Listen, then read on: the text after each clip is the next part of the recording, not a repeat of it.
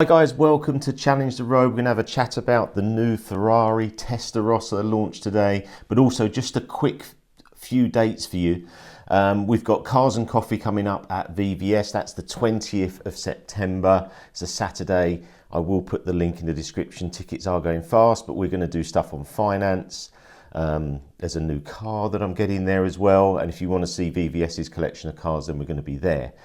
This week, Goodwood Revival, we're at the marquee number 320. If you want to come along, I've got a sim, I've got some sofas and some seats. Looks like it might be a little bit wet there, but it'd be great to see you. If you're a Challenge the Road subscriber, fan, etc., then we will be there. And you can set a time on the sim.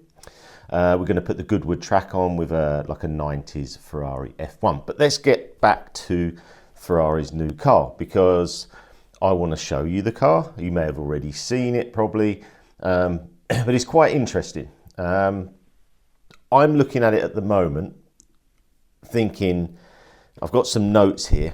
The front looks a little bit 12 cylindry. I don't know what you guys think on that. F80 comes into mind.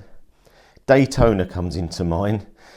And 458 Speciale comes into mind at the back of the car. So you'll be seeing the clips now. You can tell me in the comments what you think. So is it a hybrid of these four cars? Well, it looks like that. I've been looking at the feedback, and a lot of people, I put an Instagram post out, and a lot of people said, oh, it's not very nice. I'm not so sure. I think it looks okay. I think the problem is, because you've got all the other cars, you're referring to it as maybe a bit of a mismatch of all the cars. And what I mean by that is it does look like, at the back, it does look like a Daytona. The rear spoiler looks like the Speciale. The front with the bit looks like the Daytona black on there. So you think, well, how have Ferrari designers done this and sort of hashed all these cars together? But we want to talk about values, because I was thinking, well, how much is this car? Because I think in the right colour, it'll look pretty awesome. And if you're looking at a Daytona, and we're to start the Daytona, so Daytona values are around £5 million, £4 million. Huge amount of money, isn't it?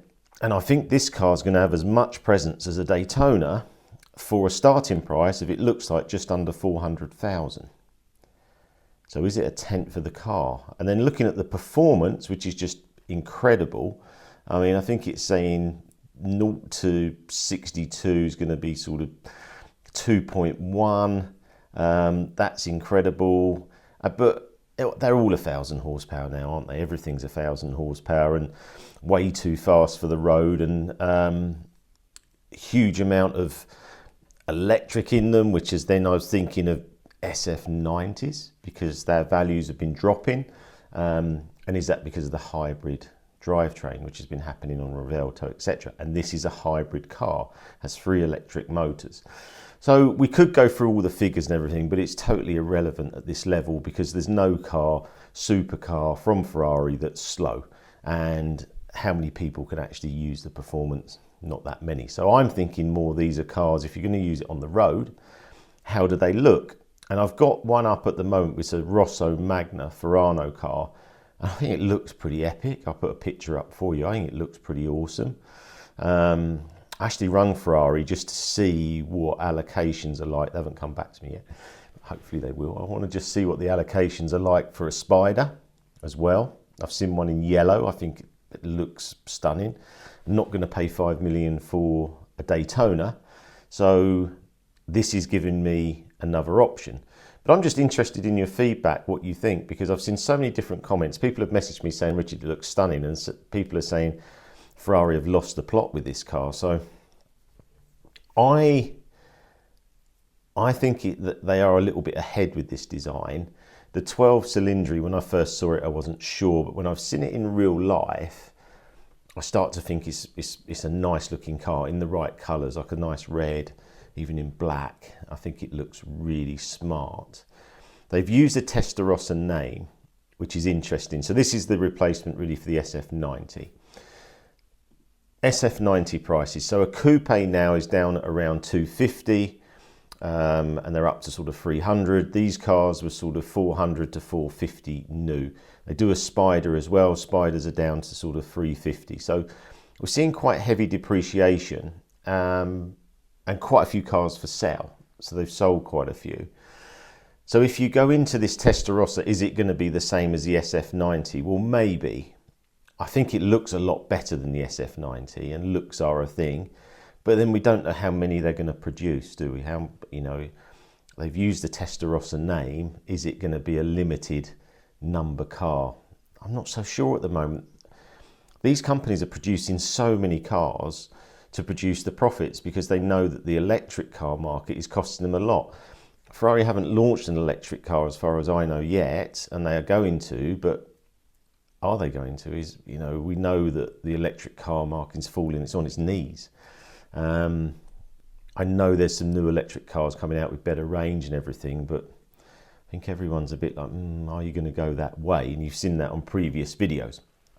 So going back to this car, value-wise, if we're looking at, say, 450, I would definitely have this over a 296 Speciale. Not even a question. I'd have that over that car. The Speciales, I think, are coming out at 400 odd. So then you've got the 12 cylindry, which is 380 to 450. So it seems like there's a lot of cars in Ferrari now at the same price. So is that going to push them down? Or are people going to start dropping their orders on the other cars to come into this Testarossa? Because really it looks like a mini Daytona.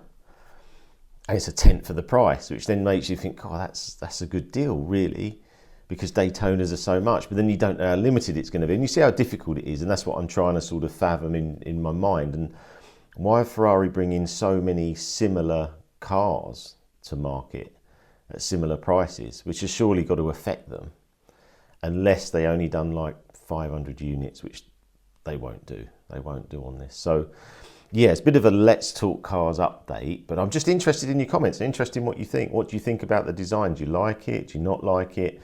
Performance has obviously gone too far anyway. We're over 1,000 horsepower again, which is just bonkers.